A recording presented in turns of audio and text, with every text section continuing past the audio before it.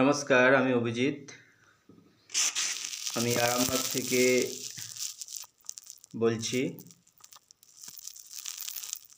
বর্তমানের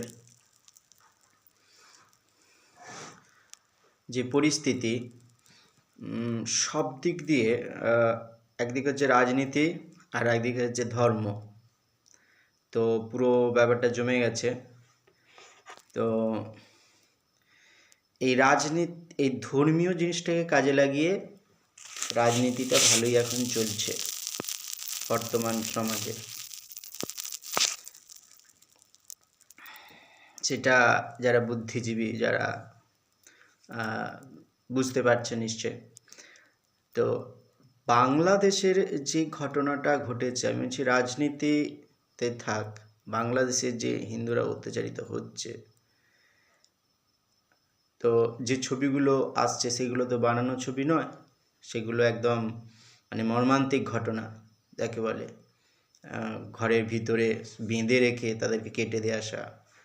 এই সেদিন একটা ছবি দেখলাম, একজনকে মেরে টাঙানো আছে ঘরেতে, আর তার বাচ্চা বা তার স্ত্রী কাটা অবস্থায় বিছানায় পড়ে আছে। তো এইগুলো কি বানানো ছবি? আমাদের ভারত সরকার বিদেশ মন্ত্রক গেছে, সব কিছু করেছে, তো ভেতরে কি হচ্ছে আমি জানি না। তো এই ছবিগুলো তো মনে হয় বানানো নয়। তো এতটা অত্যাচারিত হচ্ছে আমাদের। আমি একটাই কথা বলবো যে আমাদের যে হিন্দু সমাজ অনেকাংশই ঘুমিয়ে থাকে এবং বড় বড় তারা কথা বলে। তো আমি আক্রমণ করতে বলছি না, আমি কোনো অন্য ধর্মের মানুষকে আক্রমণ করতে পারছি না, তাদেরকে মারতে বলছি না, তাদেরকে কিছু বলতে পারছি না। আমি চাইছি যে হিন্দুরা এক হও, হিন্দুদের একতা গড়ে উঠুক, এটাই। তার কারণ হচ্ছে হিন্দুদের মধ্যে কোনো একতা না। একটা হিন্দু সমাজে তো বিভিন্ন জাতির বাস। তাহলে আমি ধরছি ব্রাহ্মণ, ক্ষত্রিয়, ব্রাহ্মণ ক্ষত্রিয় আমি ধরছি, ব্রাহ্মণ ক্ষত্র আর শূদ্র, জাস্ট এইটুকুই, বৈশ্য কিছু না। তো তো ব্রাহ্মণদেরকে ধরছি। তো ব্রাহ্মণ সমাজে আস্তে আস্তে কমতে শুরু করেছে অলরেডি। আপনারা দেখবেন যে একটা গ্রামেতে হয়তো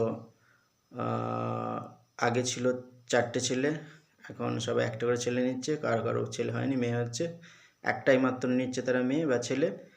তো আবার একটা ফ্যামিলিতে ছেলেই নেই। তো এইভাবে আস্তে আস্তে কমতে থাকছে। সেরকমও কয়েকটা মুসলিমীয় জাতি আছে, তাদেরও কমছে, আমি সেগুলো বলছি না। তো আরও যে সমস্ত জাতিগুলো আছে তাদের সঙ্গে যদি আমরা ওতপ্রোতভাবে জড়িত থাকি এবং আত্মীয়তা মতো আমরা যদি চলতে পারি বা আমরা এক হই, তাহলে কিন্তু পরবর্তীকালে কিন্তু আমাদের দপানো খুব মুশকিল আছে। কিন্তু যদি আমরা মানে ভেদাভেদ সৃষ্টি করে দিই বা একে অপরকে আমরা বিভিন্ন জায়গায় স্বীকৃতি না দিই, তাহলে কিন্তু হিন্দু ধর্মে বিপদ আছে। আমি এটা নিয়ে ওই জন্যই বলছিলাম যে আপনারা নিশ্চয়ই ছবিগুলো দেখেছেন। তো এইগুলোকে ঠেকানো খুব কিন্তু মুশকিল। আক্রমণটা তো দূরের কথা, যখন দেয়ালের পিঠ ঠিকে যাবে তখন হিন্দুদের কিছু কিছু মুসলিমের মানুষ আছে, তারা তখন জাগবে। কিন্তু মেন ব্যাপারটা হচ্ছে নিজেরা তৈরি থাকতে হবে। আমরা নিজেরা কতটা তৈরি হতে পেরেছি। আর একটা আমাদের হিন্দু সমাজের মধ্যে মানে আমাদের একের পর এক মহাপুরুষেরা এসে হিন্দুকে মডিফাইড করেছে। যেমন রাজা রামমোহন রায়, তার জন্য তাকে ঘর থেকে তেজ্যপুত্র করে বের করে দেওয়া হয়েছিল। তো আমি রাজা রামমোহন রায় সম্বন্ধে আর কিছু বলছি না, আপনারা সকলেই জানেন। বিদ্যাসাগর মহাশয়, কেশবচন্দ্র সেন, তো এদের যে হিন্দুকে মডিফাইড, বিবেকানন্দ তো আছেনই, সেটা আমি বলছি না, এই যে হিন্দুকে একের পর এক মডিফাইড করেছে, এতে কি হয়েছে না, প্রথম অবস্থায় তাদেরকে কিন্তু প্রচুর তাদের নিজস্ব পরিবার থেকে তাদেরকে মানে প্রচুর চাপ দেওয়া হয় এবং বিভিন্নভাবে তাদেরকে অত্যাচারিত হতে, তবুও তারা কিন্তু ছাড়েনি। তো আমি এইটাই বলতে চাইছি, প্রত্যেকটা হিন্দু সম্প্রদায়, যার যে সমস্ত হিন্দুদের সম্প্রদায়গুলো আছে, তাদেরকে এক হওয়ার জন্য, এক হয়ে বেঁধে বেঁধে থাকার জন্য, আয় আরও বেঁধে বেঁধে থাকি, কবির ভাষায় আয় আরও বেঁধে বেঁধে থাকি। এই আয় আরও বেঁধে বেঁধে থাকি যদি না হয়, তাহলে কিন্তু ভবিষ্যতে আমাদের বিপদ অবধারিত, কেউ আটকাতে পারবে না। অতএব অনেকেই বড় বড় হিন্দু মাথা আছে, হিন্দু সংগঠন আছে, তো তাদেরকে বলছি, সব থেকে বড় কথা হচ্ছে রাস্তাতে আন্দোলন করাটা তো ঠিকই আছে, রাস্তায় আন্দোলন করুন।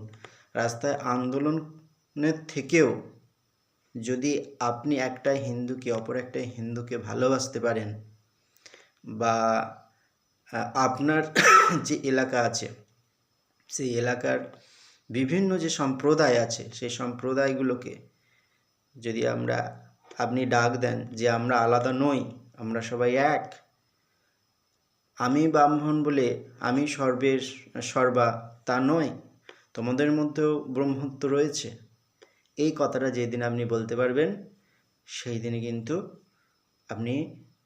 আপনি তো উচ্চে উঠবেন, প্লাস আপনাদের হিন্দু সংগঠন এক হয়ে যাবে। আমরা এটুকুই বলার, কেননা যে ছবিগুলো আমি দেখছি, যেগুলো ঘটেছে, সেগুলো আমাদের এই বাংলায় যদি ভবিষ্যতে ঘটে, তার জন্য প্রস্তুতি আমাদেরকেও নিতে হবে। নমস্কার। আমার এই বক্তব্য বা এই কথা আমি যে বললাম, আপনারা আমাকে কমেন্ট করে জানাবেন আপনাদের মতামত। নমস্কার।